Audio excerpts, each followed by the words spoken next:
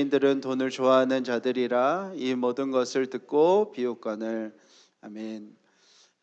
저희가 5주째 저희 교회의 핵심 가치들을 나누는데 저에게도 5주 동안 지나면서 유익하기도 하지만 또 부담도 있습니다. 뭔가 위로하고 격려하고 막 이런 메시지보다는 질문해야 되고 고민해야 되는 메시지여서 저에게도 버겁게 지나온 5주였는데 오늘은 그 정점이라 할 수 있겠습니다.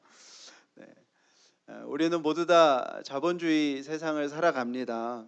자본주의는 이 세상을 제패한 유일한 승리자처럼 보입니다. 우리 중에 누구도 이 자본주의의 틀 안에서 한 발자국도 벗어나서 살 수 없고 전 세계 어디에서도 그렇게 살 수 없습니다. 어떤 신념이나 종교이든 나는 자본주의를 거부하면서 살아요 라고 말을 할 수는 있지만 그렇게 말하는 사람을 누군가가 먹이기 위해서 다른 사람은 자본주의의 틀 안에서 살아가야 하는 것이죠. 어느 누구도 우리는 자본주의의 틀 안에서 한 발자국도 벗어나서 살 수 없습니다. 우리는 이 땅을 살아가기 위해서는 자본을 확보해야 되고요. 자본을 얻기 위해 일해야 되고요. 빚을 내는 위험을 감수해서라도 자본을 늘려놔야만 이 세상에서 지위와 계급을 얻을 수 있습니다. 어느 누구도 우리 중에 예외이지 않습니다. 예술을 한다고 해도, 학문을 한다고 해도, 사업을 한다고 해도, 종교를 한다고 해도, 어떤 분야의 어떤 일이든 어떤 사람과 함께 하든 결국엔 핵심은 자본인 자본주의 시대를 우리는 살아가죠. 이 자본주의를 살아가는 지금 시대를 관통하는 단어를 저는 빚이라고 생각합니다. 빚이요. 전 세계는 지금 저성장 저금리 시대를 살아갑니다. 보통 이럴 때는 전쟁이 일어났었는데요. 국가가 발전하면서 전쟁을 억제한 상태로 모든 나라가 이 저성장 저금리 시대를 아주 힘겹게 살아가고 있습니다. 뉴스로 보면 유동성 과잉이라는 단어가 많이 나오는데 실제의 가치들보다 화폐들이 너무 많이 풀려서 돈이 떠다니는 세상이라고 해요. 우리에겐 없지만 그렇다고 합니다. 전 세계의 모든 대도시, 주요 도시는 지금 부동산으로 몸살을 앓고 있습니다. 우리나라의 문제뿐만 아니라 전 세계의 모든 도시는 근 5년 내에 2배 이상 부동산 가격이 폭등했습니다. 그 역시 국가가 과도하게 돈을 풀어내기 시작하면서 안전하다고 여겨지는 부동산으로 모든 자금들이 다 몰리고 있기 때문입니다. 우리나라도 마찬가지입니다.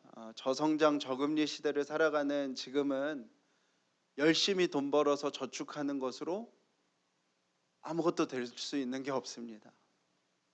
신용도가 높은 직업을 선택하고 가능한 한 많은 대출을 받아서 빚을 관리하면서 안정자산에 잘 투자하면서 살아가야 이 땅에서 안정되게 부유하게 살아갈 수 있는 것이죠.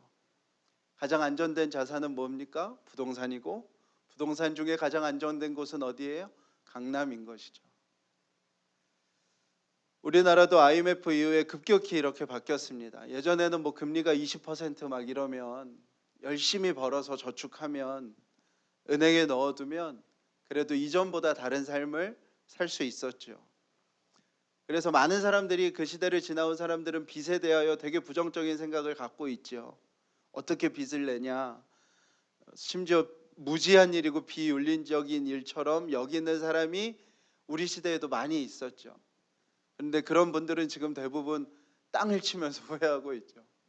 어떻게든 빚을 내서라도 서울에 집 한 채를 사놨어야 되는데 이런 생각을 하는 요즘입니다. 서울도요, 주요 아파트는 5년 내에 2배가 상승했다고 그래요. 상상하기 어려운 일이죠. 연평균 20%가 오른 거예요. 금리는 2%가 안 되는데요. 이 상황이 쉽게 바뀔 거라고 누구도 생각하지 않습니다.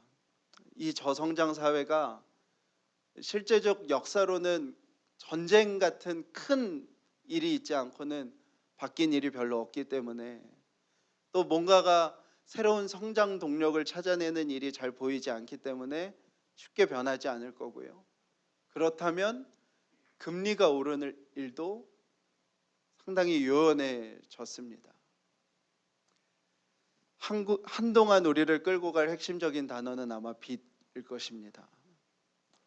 11일 한국은행이 금융시장 동향을 발표했는데요. 우리나라 가계대출 금액이 얼마인지 아세요? 892조입니다. 엄청나죠? 기업이 아니고요.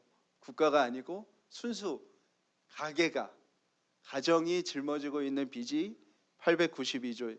2020년에 가장 큰 규모의 재정이라고 했던 우리나라 1년 예산이 512조거든요.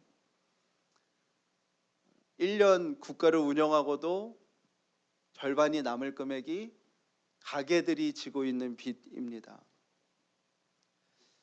이제는 빚을 끼고 사는 게 당연해진 세상이 어느덧 되었죠. 그리고 빚을 우리가 얼마든지 관리할 수 있다고 틀림없이 믿고 사는 세상이 되었는데, 문제는 금융위기처럼 그 빚이라는 건 전혀 안전하지 않고 어떤 위험 속에 갑자기 다 망가질 수 있는, 우리가 살고 있는 이 세상의 안전자산이라는 건 허구적인 단어라는 것을 우리가 부인할 수가 없습니다. 개인에게도 어느 날 건강을 잃거나 어느 날 직장을 잃거나 예상치 못한 사고가 생기거나 혹은 투자에 실패하면 걷잡을 수 없는 먹구름이 파도가 밀려오는 우리는 이 세상을 살아갑니다. 자본주의 세상은 결국 빚을 늘려서 도박 같은 삶을 살 수밖에 없어지고, 그리고 한 번에 그 빚 위에 길 위에 서게 되면 멈출 수 없는 그 삶을 살아가며 우리는 이 세상에서 다 인간성이 소외되는 것을 경험하면서도 이 자본주의의 현실을 한 발자국도 벗어나서 살 수 없는 딜레마에 있죠. 미국은 지금 노숙자들이 길거리에 싸는 대변 때문에 문제라고 해요. 이게 심각한 사회 문제가 되었습니다. 이해가 안 되죠. 유튜브에 영상 찾아보시면 정말 많습니다. 노숙자들이 바지를 내리고 쭈그려서도 아니고 그냥 선체로 길거리에 대변을 싸요. 집값이 너무 올라서 캘리포니아 실리콘밸리 쪽은 4배가 올랐다고 합니다. 5년 사이에. 집을 살 수 없는 노숙자들이 급증을 했고, 노숙자들이 급증을 하고 나니 그들이 쓸 수 있는 화장실을 다 막아버린 거예요. 너무 많으니까.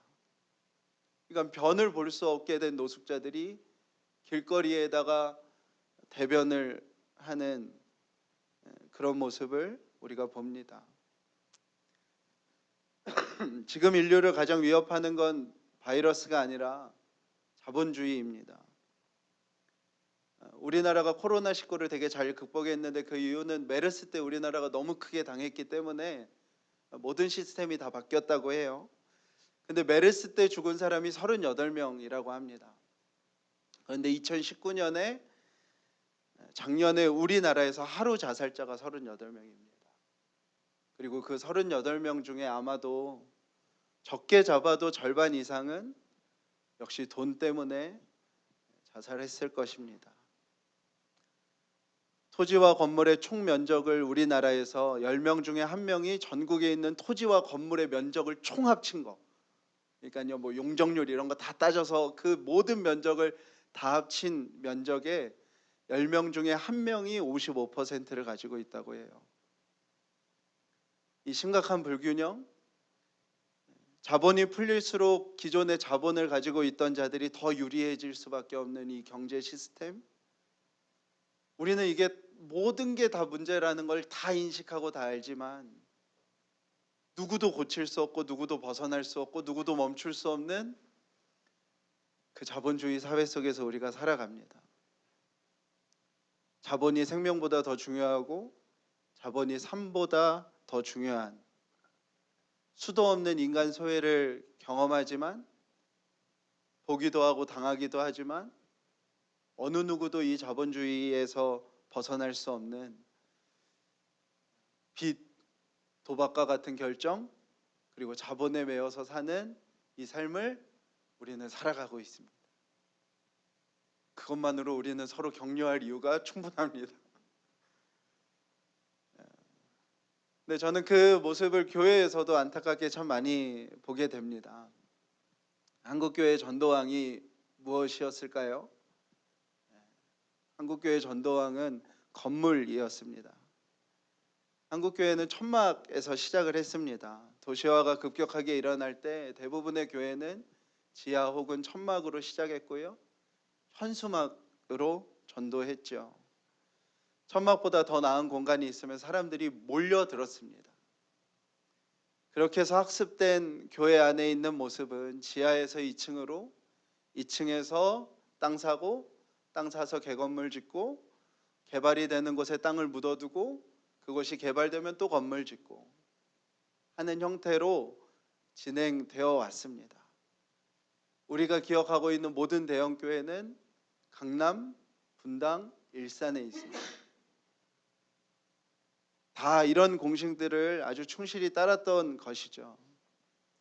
한국교회 목회자들에겐 아주 확고한 믿음이 있는데요. 어떻게든 건물을 올려놓으면 사람들이 모인다는 것입니다. 공간을 만들어 놓으면 성장한다는 확고한 믿음이 한국교회 목회자들의 인식 속에 있습니다.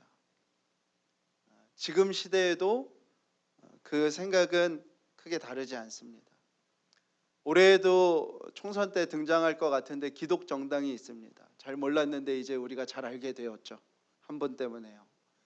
이분들이 19대 총선 때 처음 나왔는데 이분들의 공약이 뭔지 아세요? 한국교회 모든 은행 이자를 2% 인하로 하겠다는 공약이었습니다. 대단한 양반들이죠. 2012년의 경인데요. 한국교회가 조사를 한 수치가 있는데요. 2012년에 한국교회가 금융권에 대출받은 금액이 12조 원이었습니다. 지금은 더 늘었겠죠.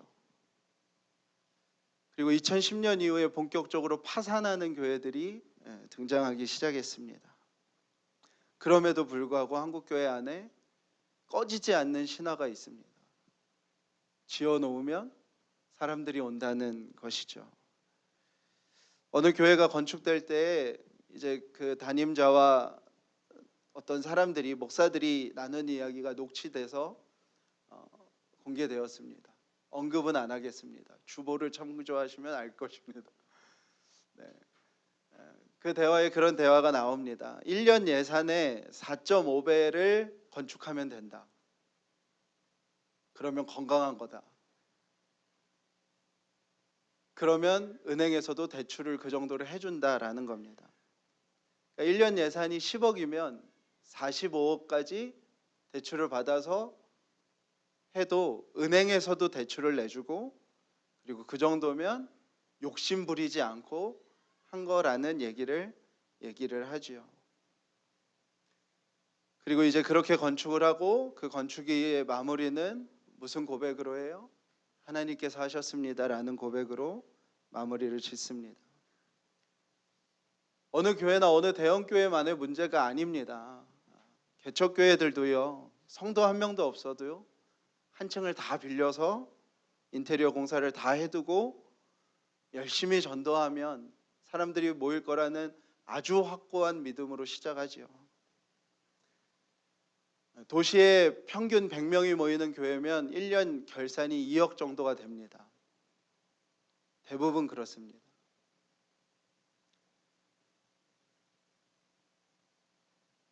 그러면 어느 정도 다 계산이 되지요.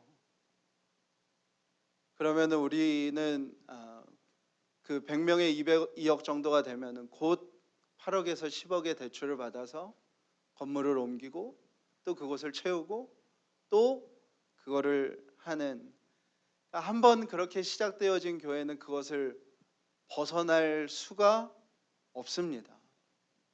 새 가족이 반드시 유입되어야 하고요. 새 가족이 흥미를 끌 수 있는 프로그램을 만들어야 되고요. 새 가족의 대상은 교회를 안 다녔던 사람일 수가 없습니다. 왜요? 그 사람들은 헌금하려면 한 2년 정도 걸리거든요. 기존의 교회인들을 대상으로 하는 프로그램들을 만들고요. 그렇게 해서 그 프로그램에 참여하는 이들에게 특별함을 포장하여서 전달해주는 그 거대한 틀이 한국교회 안에 있습니다. 그리고 그 본질은 빚을 내어 공간을 마련하는 거에 있습니다.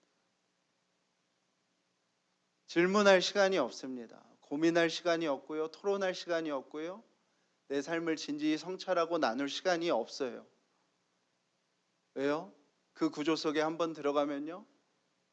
그 구조대로 열심히 행해야 하기 때문에 그렇죠. 특징적인 현상들이 2000년대 이후에 특징적인 현상들이 성도들이 한 교회를 5년 이상 다니기를 어려워합니다. 그 구조들이 점점 더 노골적이 되어서요. 교회 들어갔다가 한 텀을 돌고 나가고 그럼 새 가족들이 돌아와서 그 자리를 대신하고 그래서 이미 한국교회는 가나안 성도 현상 그리고 대형교회 안에 등록을 하지 않고 혹은 교회 활동을 하지 않고 다니는 수많은 사람들의 현상이 이미 충실하게 나타나고 있지요. 이렇게 교회가 시작되었기 때문에 교회에는 다양한 헌금이 있습니다. 빨리 그 틀들을 이루어가야 되기 때문에 그렇죠. 어떤 블로거가 한국교회에 있는 헌금 봉투를 조사해서 글을 올렸더라고요. 90종이랍니다. 90종. 여러분들도 생각나는 헌금 봉투들이 있으시죠? 뭐 11조 주일감사, 주정감사, 1000번째 맥주감사, 추수감사, 부활절감사, 신년감사, 송년감사, 세차 구입감사, 뭐 이사감사. 거기에 속회헌금, 여성교회, 남성교회 헌금, 뭐 선교회 헌금, 주일학교 헌금, 이 모임의 회비, 저 모임의 회비. 왜 그렇게 됐을까요? 성경에서 헌금은 크게 두 가지의 의미를 갖습니다. 하나는 하나님께 감사하는 고백입니다. 하나님 앞에 마음으로만 아니라 물질로서 하나님 앞에 감사를 드리는 것이고요. 또 하나는 내 재정의 주인이 하나님이심을 고백하는 헌금입니다. 1000번째 같은 게 목사들 중에는 다 압니다. 제 생각에는 목사들 중에 그걸 모르고 하는 사람은 정말 거의 없을 거예요. 일반적인 신학교를 나왔다면요. 1000번의 제사를 드린 게 아니라 1000마리의 짐승으로 제사를 드린 거죠.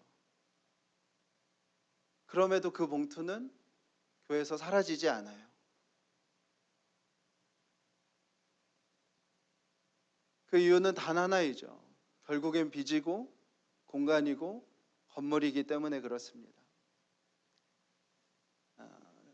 90년대 후반 이후에 선교하는 교회가 이제 좋은 기존 교인들을 끌어들이는 모토가 되었죠. 그래서 많은 교인들이 기존에 있던 교회들을 떠나오면서 선교하는 교회들로 많이 가게 됩니다.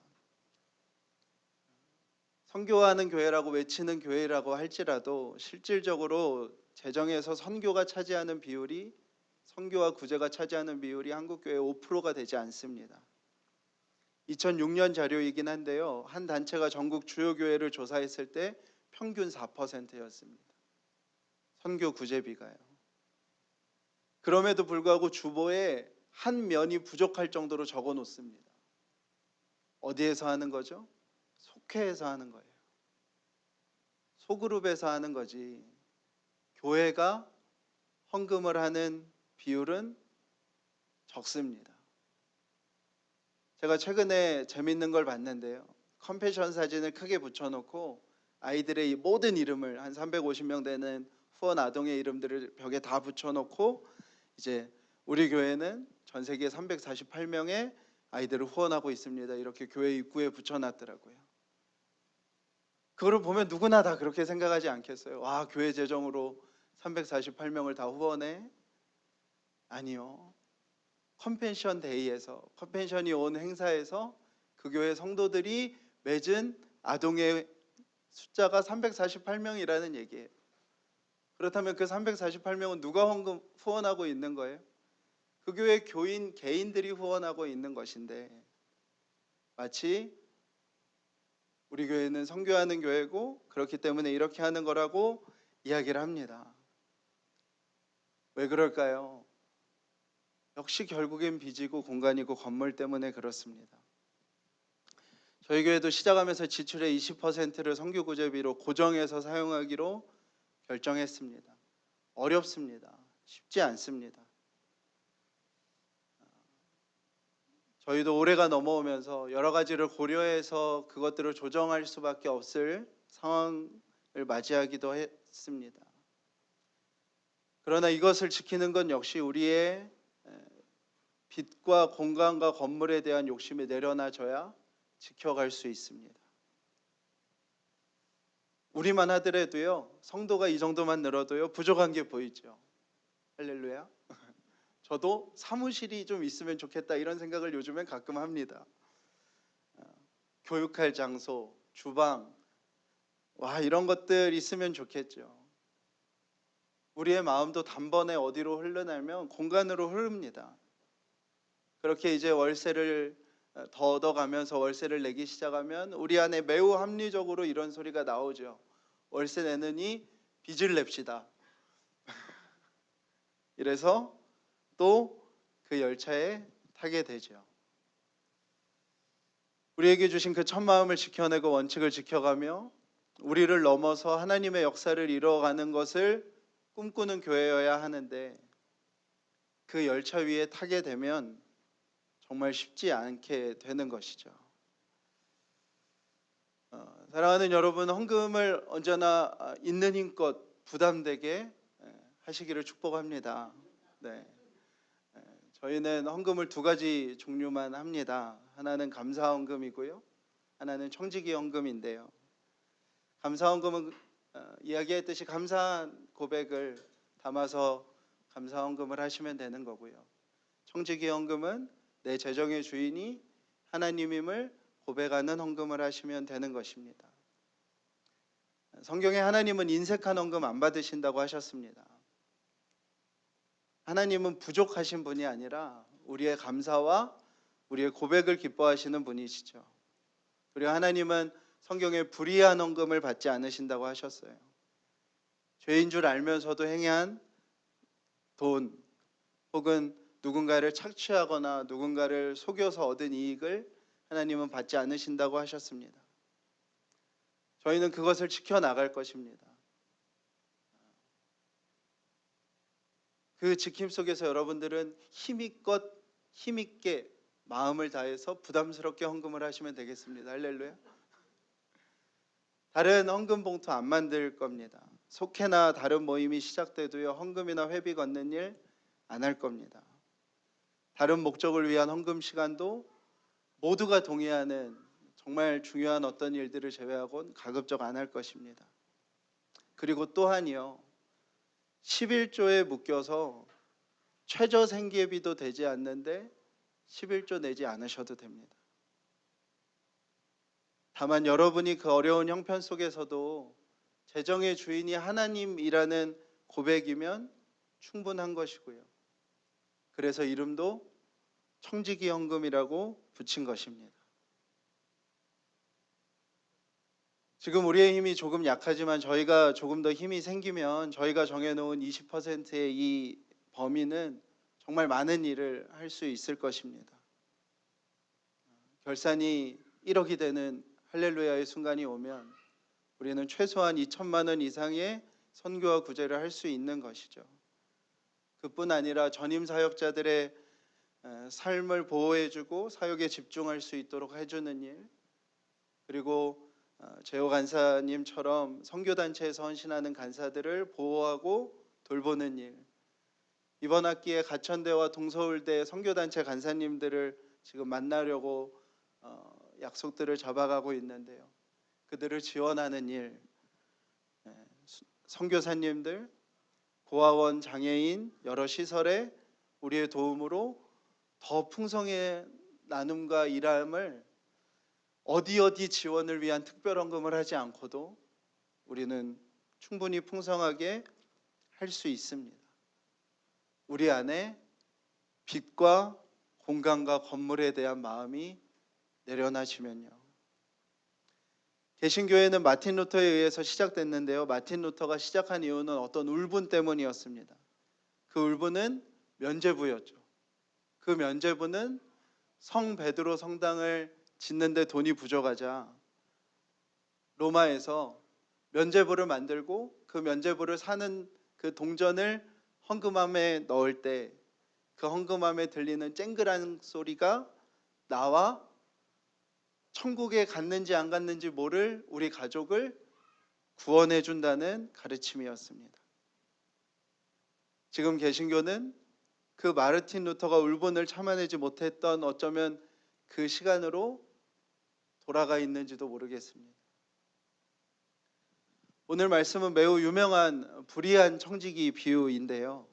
주인의 것을 맡은 자가 자신의 배부름을 위해서 주인이 받아야 할 돈까지 가로채는 엄청난 종을 만나게 됩니다. 이 종은 부자 주인의 재산을 낭비했습니다.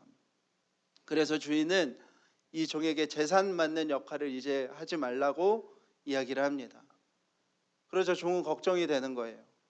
이제 돈을 축적할 방법도 없고 지금까지 누려왔던 삶을 누릴 기회도 사라졌습니다. 이제 땅을 파서 먹어야 될지 혹은 빌어 먹어야 할지 모르는 상황이 되었는데 그때 기발한 생각 하나가 든 거예요. 주인과 거래하는 거래처 사장님들을 다 부릅니다. 그리고 당신에게 지금 주인에게 얼마 빚이 있습니까?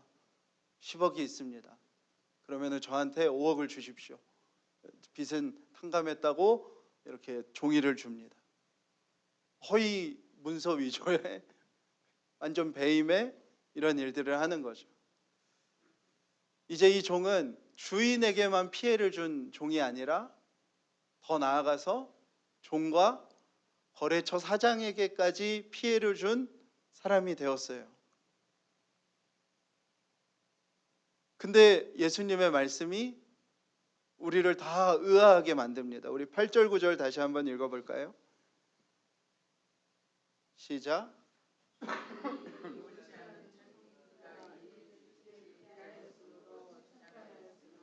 이 세대의 아들들이 자기 시대에 있어서는 빛의 아들들보다 더 지혜로움이니라. 내가 너희에게 말하노니 불의의 제물로 친구를 사귀라. 그리하면 그 제물이 없어질 때에 그들이 너희를 영주할 처소로 영접하리라. 아멘. 이 말씀 때문에 이 불의한 재판관 비유는 청지기 비유는 어려운 본문으로 인식이 되어 있습니다. 그런데 전후의 하나님 나라의 이야기를 보고 이 속에서 살펴보면 예수님의 의도를 알 수 있습니다. 예수님의 의도는 뭐냐면 비꼬는 거예요. 재산을 맡은 일에서 물러나게 된 이 종은 원래는 주인이 죽여도 되는 종입니다. 왜요? 이 시대의 종은 주인의 소유물이에요. 그런데 주인은 그 엄청난 죄를 범한 종을 알면서도 그 직임에게서만 물러나게 했어요. 주인은 종에게 무엇을 준 거예요? 회개의 기회를 준 거예요. 종은 회개의 기회를 받아들었는데 무엇으로 주인에게 반응하는 거냐면 악의 성실함으로 반응하는 거죠. 사랑하는 여러분, 악한 사람들이 정말 성실합니다. 성실한 사람이 악하다는 말은 틀리지만요, 악을 도모하는 자들처럼 성실한 사람들이 없습니다. 예수님이 하시는 말씀은 그거예요. 와, 종 봐라. 얼마나 열정적이냐. 얼마나 주도 면밀하냐. 얼마나 성실하냐. 와, 저 온갖 지혜를 어떻게 짜냈을까. 정말 대단하다 하는 칭찬인 것이죠. 그러면서 제자들에게 얘기하시는 거예요. 이 세대의 아들들이 지금 시대의 빛의 아들들보다, 이 세상을 살아가는 이들이 하나님 나라의 백성보다 훨씬 더 지혜롭다는 거예요. 훨씬 더 성실하고 훨씬 더 열정적이라는 거예요.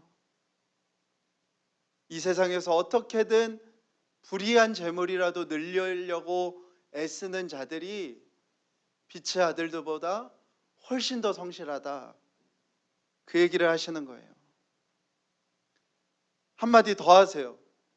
너희도 이 세상이 전부라고 생각한다면 지금 빨리 불의한 재물을 얻을 수 있는 친구를 사귀어라.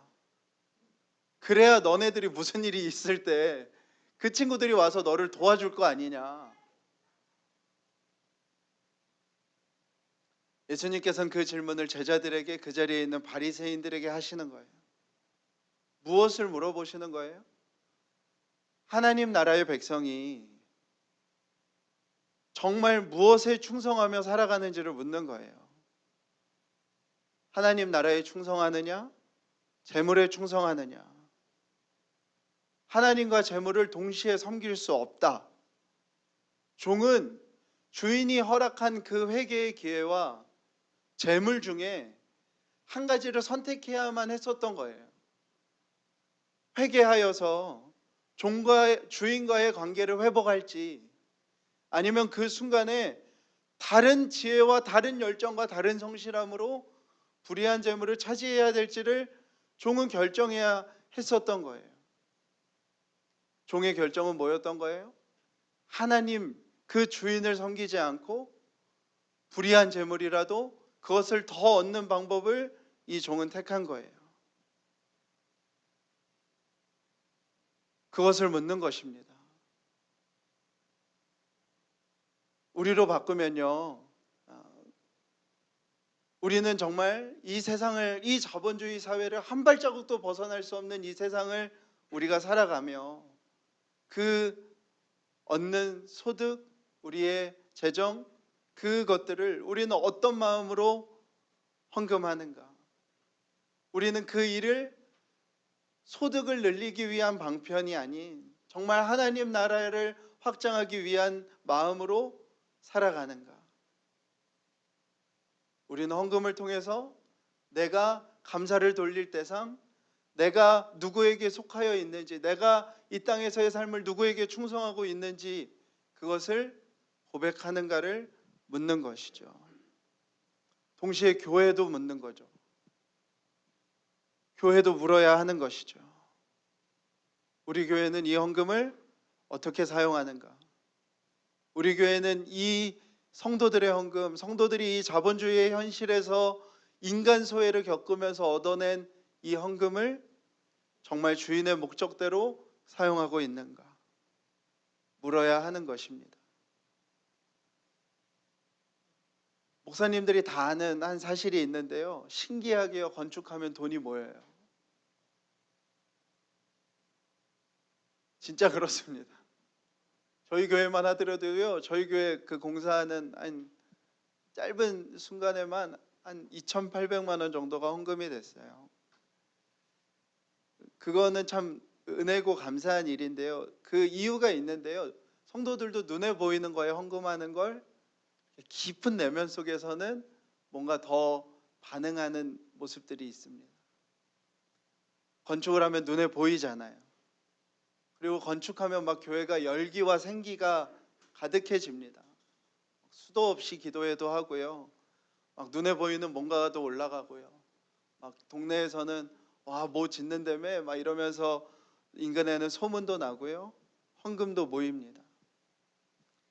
그렇게 해서 살아있는 듯한 열정적이고 성실하고 막 지혜가 응축된 그런 눈에 보이는 건물들이 올라가게 되는 것이죠. 그리고 건축에 성공한 목회자는 많은 경우 교회 건축이 필요한 교회로 일반적으로는 스카웃돼서 자리를 많이 옮깁니다. 우리에게 묻는 질문이 있어야 하는 것이죠. 또한 저에게도 묻는 질문이기도 합니다. 눈에 보이는 건축을 하기 시작하면요, 우리는 정말 열정적으로 할 거예요. 그죠? 정말 성실하게 할 거예요. 온갖 지혜를 짜내서 할 거예요. 오늘 본문 속에서 예수님이 우리에게 물으시는 거예요. 눈에 보이지 않는 하나님 나라를 위하여서도 그들이 내는 열정과 성실함과 지혜보다 더 하나님 나라를 위하여 우리가 살아가고 있느냐라는 것을 묻는 것입니다.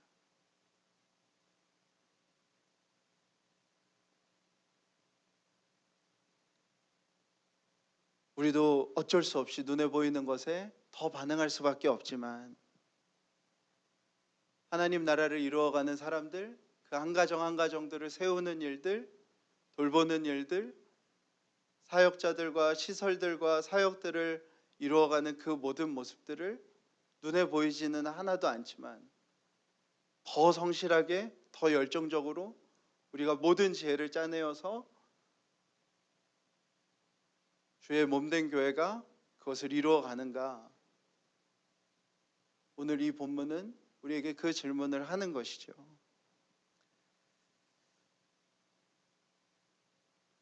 사랑하는 여러분, 우리 교회에 대한 이야기를 이제 오늘로써 맞이하는데요. 우리가 이런 정신을 가지고 저는 성장했으면 좋겠습니다. 제 마음속에 이런 기준으로 독립하고 성장하는 교회들이 세워졌으면 하는 바람이 제 안에 있기도 합니다. 지금은 우리가 허덕이는 수준을 좀 벗어난 것 같아요. 근데 이제 우리 교회가 정말로 20% 이상을 하나님 나라를 위하여 사용하는 그 일들을 이루어 갈 때 우리가 건축하는 것보다 훨씬 더 많은 열정과 성실함과 지혜로 그 일들을 이루어가는 교회가 되었으면 좋겠습니다. 사랑하는 여러분, 헌금을 마음 담아서 하십시오. 준비 없이 하지 마시고 마음을 담아서 내 삶의 주인이신 하나님 앞에 깊은 감사와 영광을 돌리는 마음으로 헌금 생활을 하시기를 축복합니다. 그것이 복입니다. 그때 우리의 삶의 질서도 생기고요, 절제도 생기고요, 또 하나님이 풍성함을 우리 가운데 부어주시기도 합니다. 여러분들이 이 자본주의의 현실 속에서 얻어낸 이 값진 헌금을 교회는 앞으로도 영수증 단위로 공개하고 우리의 원칙들을 지켜나가며 하나님의 나라를 위하여 사용하는 교회가 되는 것을 또 함께 지켜갔으면 좋겠습니다. 어떤 불편함도 우리가 마땅히 감내하는 교회가 되었으면 좋겠습니다. 할렐루야. 좁아 터져도 네. 어떤 일이 있어도 그것들을 잘 감내하며 처음 우리에게 주셨던 이 하나님의 마음을 이루어가는 우리 교회가 되었으면 좋겠습니다. 우리 함께 찬양하실까요?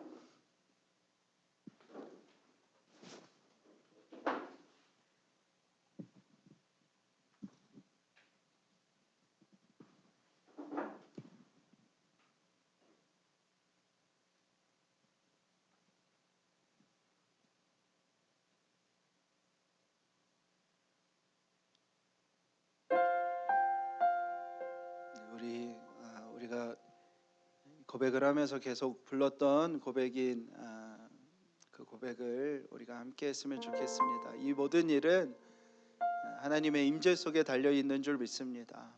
우리 모두가 성령 충만하여 성령의 임재 속에 있을 때, 성령의 거함 속에 있을 때 우리 가운데 일어날 줄로 믿습니다. 우리 그 마음으로 우리 함께 지금 이 시간 우리 함께 찬송했으면 좋겠습니다.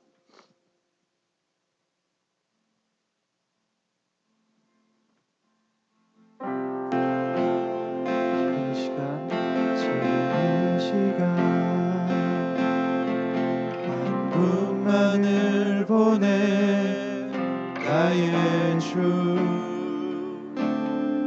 나의 주 지금 이 시간 한 분만을 보내 나의 주 나의 주 지금 이 시간 한 분만을 보내 나의 주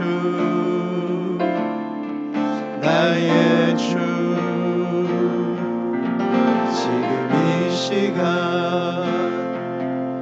한 분만을 보내 나의 주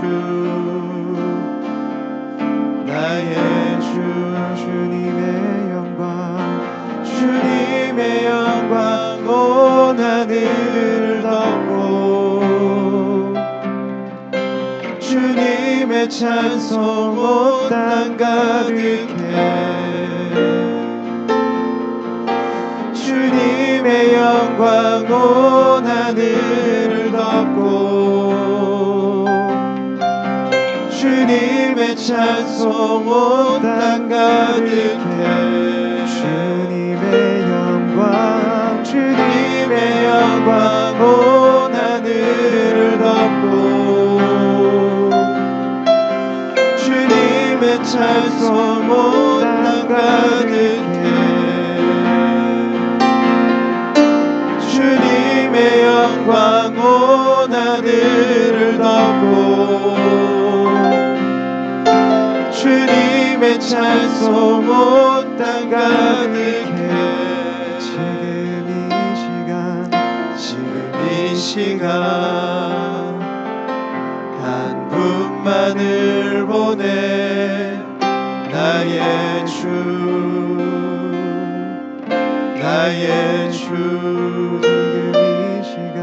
지금 이 시간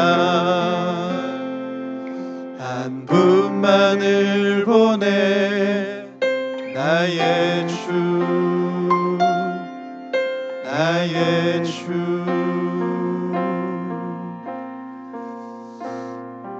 시간에 먼저 기도할 때 자본주의 사회를 살아가는 우리 자신을 위해서 기도했으면 좋겠습니다. 모든 것을 돈으로 평가해 버리는 이 세상을 살아가는 우리, 그 속에서 소외되고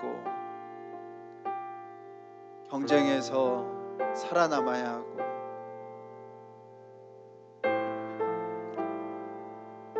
수도 없는 눈빛으로 평가받는 이 세상을 살아가는 우리들의 모습들 속에 우리가 그것을 분명하게 믿고 한 가지를 믿고 기도했으면 좋겠습니다. 하나님은 우리의 가진 것을 보지 않으십니다. 하나님은 오직 우리를 있는 그대로 사랑하시는 모든 것의 주인이신 창조주이십니다. 우리를 있는 그대로 사랑하시는, 우리를 있는 그 모습 그대로 기뻐하시는 살아계신 하나님, 이 세상을 살아가는 것이 참 우리에게 어렵습니다. 힘듭니다. 우리도 이 돈에서 자유로울 수 없습니다. 우리도 이 자본주의 사회에서 한 발자국도 벗어날 수 없습니다. 주님, 그러나 하나님이 나를 보시는 그 마음을 잃지 않게 해주십시오. 하나님이 나를 생각하시는 그 생각을 한순간도 놓치지 않게 해주십시오. 세상이 나를 평가하듯 스스로 생각하지 않도록 하나님 언제나 우리에게 하나님의 마음을 부어주시옵소서. 우리 함께 소리내어서 기도하시겠습니다. 하나님 아버지, 역사해 주시기 원합니다. 하나님 아버지, 정말 이 세상을 살아가는 것이 우리에게 참 어렵습니다. 이 세상을 살아가는 것이 우리에게 참 버겁습니다. 하나님 아버지, 정말 모든 것이 다 판단되어져 버린 이 세상을 우리가 견뎌내가는 것이 너무나 버겁고 어렵습니다. 그러나 주님, 하나님 우리를 아버지 정말로 주님 소유로 보지 않으시고 물질로 보지 않으시고 하나님 우리를 아버지 정말로 주님 어떤 겉모습으로 보지 않으시고 우리를 있는 그대로 사랑하시는 하나님이심을 기억하게 하여 주시옵소서. 하나님, 우리가 드리는 무엇이 하나님을 기쁘시게 드리는 것이 아니라 우리를 기뻐하신 하나님, 나를 즐거워하신 하나님 아버지, 정말 그 하나님 앞에 우리가 서 나아갈 수 있도록 주님 인도하여 주시기를 원합니다. 아버지, 일하여 주시옵소서. 아버지, 역사하여 주시옵소서. 이 세상에 삼켜지지 않게 해주십시오. 이 세상의 생각과 이 세상의 풍조와 이 세상의 가르침에 하나님 우리가 삼켜지지 않도록 주님 역사해 주십시오. 주님 일하여 주십시오. 하나님 아버지 정말 그 은혜로 하나님 우리가 설 수 있도록, 그 은혜로 우리가 나아갈 수 있도록, 그 은혜가 우리가 주님 앞에 하나님 우리가 세워질 수 있도록 하나님 아버지 정말로 주님 인도하여 주시기를 원합니다. 아버지 일하여 주시옵소서. 아버지 일하여 주시옵소서. 아버지 일하여 주시옵소서. 아버지 일하여 주시옵소서. 오 하나님 아버지 일하여 주시옵소서. 주님 역사해 주십시오. 주님 일하여 주십시오. 주님 역사해 주십시오. 하나님 우리가 교회를 축복하며 또 한국교회를 축복하며 기도했으면 좋겠습니다. 하나님 눈에 보이는 것을 세우는 자들의 성실과 열정과 지혜보다 눈에 보이지 않는 하나님 나라를 이루어가는 우리의 성실과 열정과 지혜가 더 뜨겁게 해주십시오.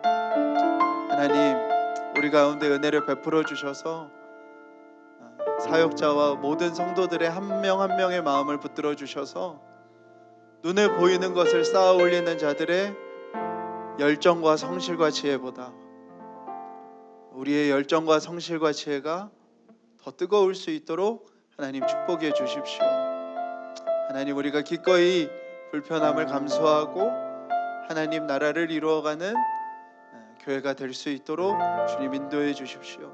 우리 함께 소리 내어서 기도하시겠습니다. 하나님 아버지 역사해 주시기 원합니다. 하나님 아버지 정말로 주님 눈에 보이는 것을 세워가는 아버지 정말 그 어떤 열정과 성실과 지혜보다 아버지 눈에 보이지 않는 하나님 나라를 세워가는 하나님 우리 안에 있는 열정과 성실과 지혜가 하나님 더 뜨겁게 해주십시오. 더 뜨겁게 해주십시오. 하나님 더 간절해지게 해주십시오. 하나님 나부터 하나님 눈에 보이는 성공을 쫓는 것보다 하나님 아버지 정말 이 가치를 붙들고 나아가는 이 목표가 더 열정적이게 되게 해주십시오. 더 성실하게 되게 해주십시오. 더 지혜를 내어 하나님 앞에 행하는 아버지 정말 목회가 될 수 있도록 인도해 주십시오. 하나님 우리 모든 교우들 가운데도 하나님 아버지 역사하여 주셔서 일하여 주셔서 눈에 보이는 어떤 것들을 세워가는 것보다 더 아버지 정말 열정을 다해 마음을 다하여 뜻을 다하고 의지를 다하여 하나님의 나라를 이루어갈 수 있도록 하나님의 나라를 이루어갈 수 있도록 하나님의 역사하시고 일하여 주시기를 원합니다.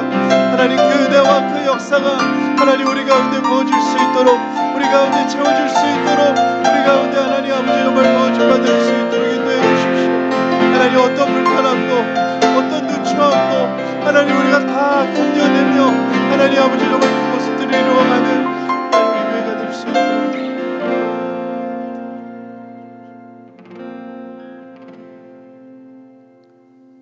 하나님 감사합니다. 하나님 특별히 이 세상을 살아가는 우리 모든 성도들을 위로하시고 축복해 주시옵소서.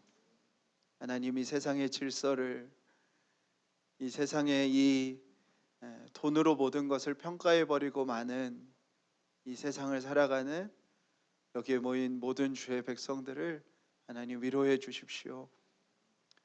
그 속에서 자신을 소외시켜도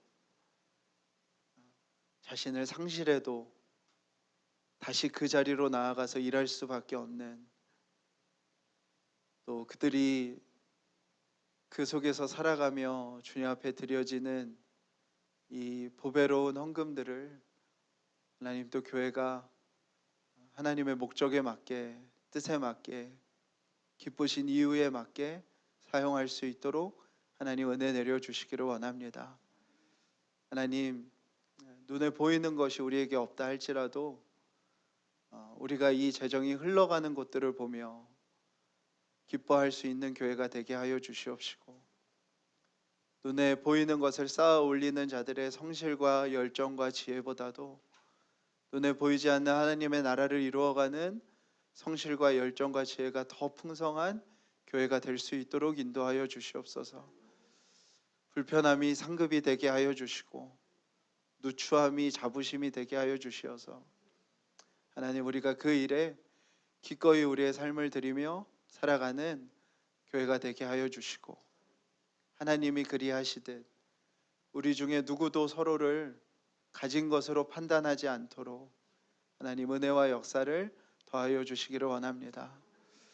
하나님 주님 앞에 나오며 귀한 예물 드린 손길들 하나님 축복하여 주시옵소서. 그들의 삶의 현장을 축복해 주시옵소서. 그 고단한 삶의 그 깊숙한 곳들을 누구에게 터놓고 이야기할 수 있겠습니까?